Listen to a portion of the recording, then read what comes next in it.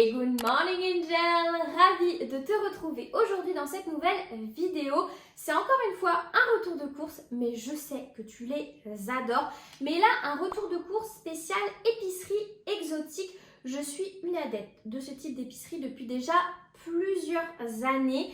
Si tu ne connais pas, ce sont des épiceries avec essentiellement en grande majorité des produits d'origine asiatique, mais on retrouve aussi quelques produits d'origine créole, maghrébine. On trouve même des fois des produits américains, ça dépend un petit peu des épiceries. C'est surtout voilà, tous les produits du monde, mais en grande majorité des produits d'origine asiatique.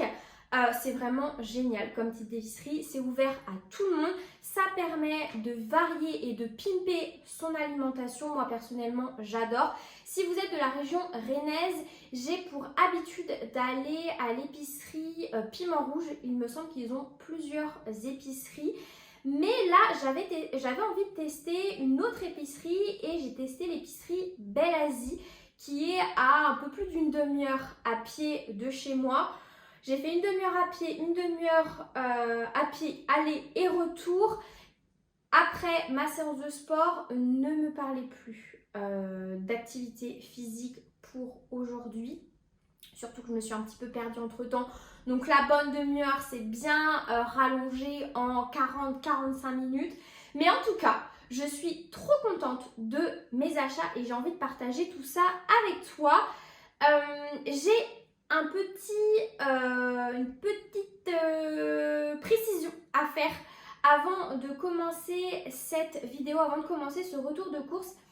Il faut savoir que les produits asiatiques sont en grande majorité bourrés d'additifs alimentaires. Donc on est un petit peu, en tout cas moi au vu de mes valeurs, je suis obligée de checker toutes les étiquettes alimentaires. Donc il faut savoir que tout ce que je vais te montrer là, c'est sans additifs alimentaires. J'ai absolument tout checké et je check tout lorsque je vais dans ce genre d'épicerie. Mais vraiment, les produits asiatiques, les Asiates, c'est les champions des additifs. On peut en avoir facile 6-7 dans un seul produit, si ce n'est parfois plus. Donc voilà, autant vous dire que vous savez que ce n'est absolument pas ce que je prône sur mes différents réseaux sociaux. Donc là, tout ce que je vais vous montrer, c'est safe. Aucun additif alimentaire, vous pouvez y aller sans souci.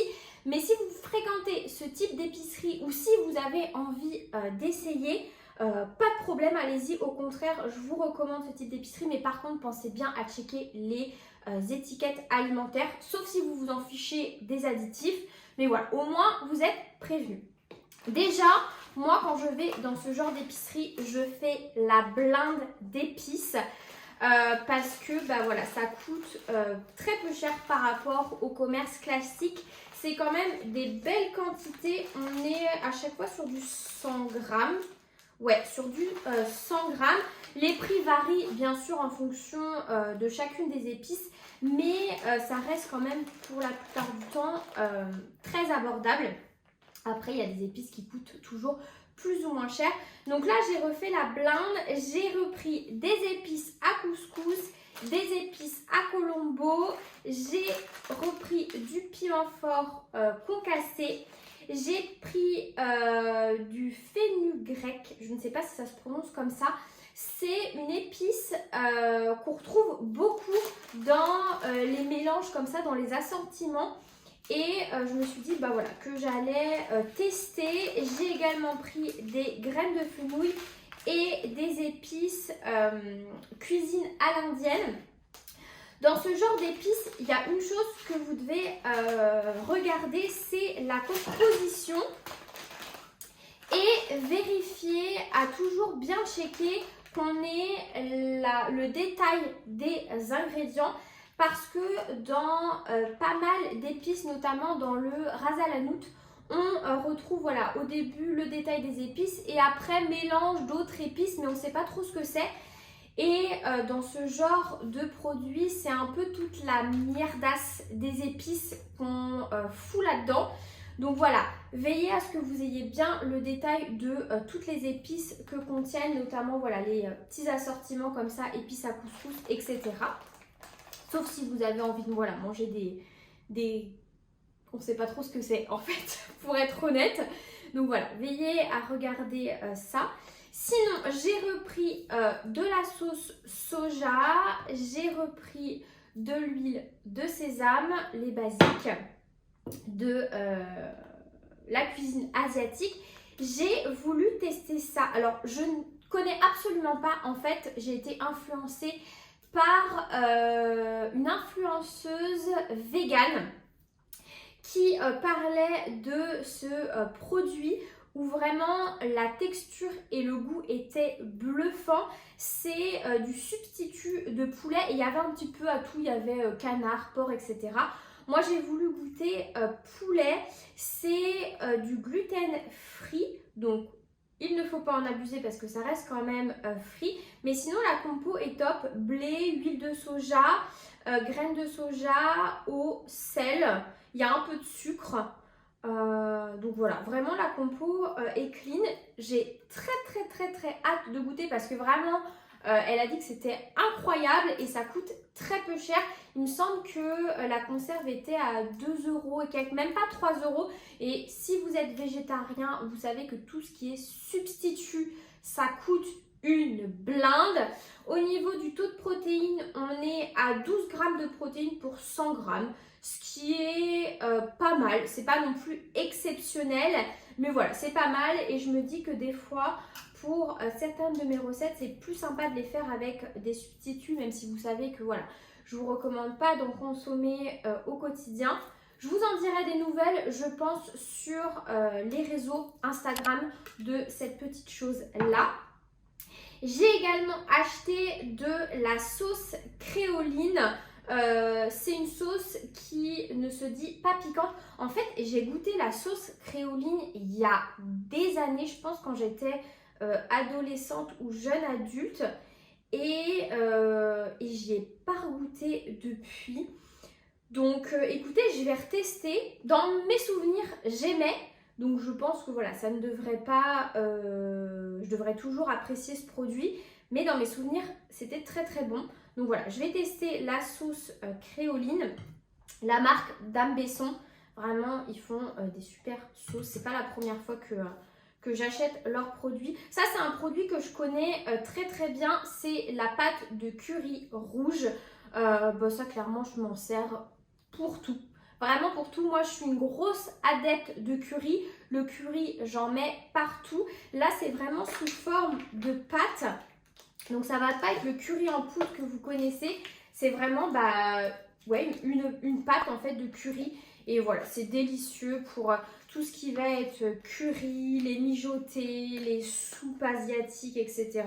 C'est juste une merveille. Et là, je sais qu'avec le retour de l'automne, je vais avoir envie de plats épicés, des plats mijotés. Donc ça, vraiment, en automne-hiver, c'est mes indispensables. Ça, c'est un produit que j'ai vu passer, mais partout sur les réseaux. En ce moment, je suis une grosse adepte de tout ce qui va être cuisine asiatique. Déjà, j'étais une adepte, mais en ce moment, je m'y intéresse encore plus. Et j'ai vu passer ça. Alors, je ne vais pas le prononcer parce que vraiment, je pense que je vais faire honte à la Corée. Mais en gros, c'est une pâte de piment coréenne. Et ça, je pense que ça va être une tuerie. Moi, j'adore tout ce qui est épicé. Donc, autant vous dire que vraiment, passion. Tout ce qui est huile pimentée, pâte de piment, j'achète tout dans les magasins exotiques. Ils ont des pépites. Donc voilà, trop hâte de tester, mais je ne connais pas, je n'ai encore jamais testé ce type de produit. Mais voilà, je vous ferai des petits retours sur Instagram, ou peut-être que je vous proposerai des recettes sur YouTube. J'ai également refait le stock de nouilles de riz. Ça, la base, les nouilles de riz, notamment pour les pad thai. Moi, je suis une grosse adepte de pad thai. Et en parlant de pad thai, j'ai trouvé... Non mais ça c'est un miracle, je vous le dis, j'en ai jamais trouvé justement à piment rouge Et là, j'en ai enfin trouvé à Belle Asie. C'est pour ça que je pense que ça va devenir ma nouvelle épicerie exotique favorite. J'ai trouvé de la pâte de tamarin. Et ça, c'est l'ingrédient indispensable pour la sauce à pad thaï. D'habitude, j'achète les sauces à pad thaï toutes faites.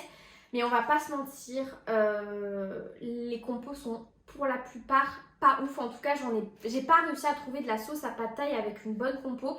Si vous en avez à me conseiller sans additifs, bah, n'hésitez pas à me le dire dans les commentaires, mais j'en ai encore pas trouvé moi. Donc du coup, je me suis dit que j'allais me motiver et faire ma sauce à pad thaï moi-même, mais j'avais besoin de ça et j'en ai enfin trouvé. Le tamarin, c'est un petit fruit très pâteux. Moi je trouve que ça ressemble au niveau de la texture un petit peu au pruneau. Et donc là en fait c'est la pâte qui a été dénoyautée et du coup qui est un indispensable du pad thaï. Donc autant vous dire que là je pense que ce soir même je vais me faire un pad thaï. Voilà, c'est tout pour mes achats retour de course d'épicerie exotique. Écoutez, j'espère que ça vous aura plu. Je pense que ça change un petit peu des retours de course que j'ai l'habitude de vous faire. Vraiment, n'hésitez pas à aller dans ce genre d'épicerie si vous avez envie de pimper votre alimentation, parce que je sais que c'est quelque chose qui revient énormément dans mes suivis diète. C'est les gens qui en ont marre de tout le temps manger la même chose, ce que je peux totalement comprendre. Et là, vraiment, c'est l'occasion de découvrir des nouvelles saveurs, des nouveaux produits. Donc n'hésitez pas, vraiment. Des fois, on peut appréhender à aller dans ce genre d'épicerie, voilà, en tant qu'Européen, mais au contraire, hein, on est les bienvenus. Donc vraiment, il ne faut pas hésiter. Moi, je vais aller ramasser tout ça, faire mes meilleures recettes. Je vous partagerai ça sur les réseaux. Si vous avez envie d'un prochain retour de course épicerie exotique, si vous aimez, dites-le moi dans les commentaires. Et moi, je vous retrouve dimanche prochain pour une prochaine vidéo. Bye!